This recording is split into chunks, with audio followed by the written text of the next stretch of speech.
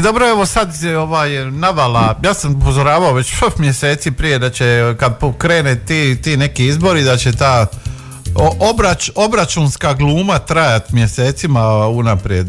Ne znam kako bi ja to nazvao malo, znate, meni ovo...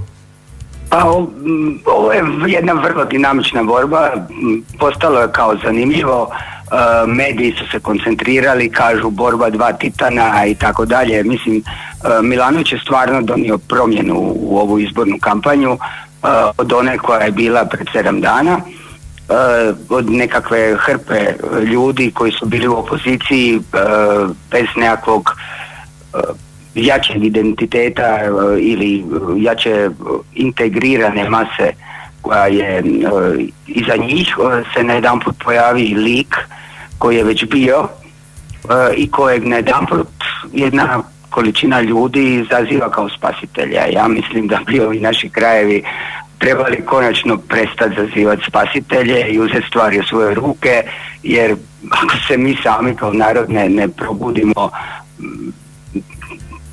neće biti dobro. Mislim, imamo Mojsija Plenkovića, imamo sad najnovije otkriće Mojsija Milanovića, i to nije rješenje. Rješenje je konkretan prijedlog i udruživanje građana i svih, čak i stranaka koji smatraju da stvarno treba napraviti promjenu. Ali ta promjena mora imati mora biti izrečena šta treba promijeniti, a treba promijeniti sustav.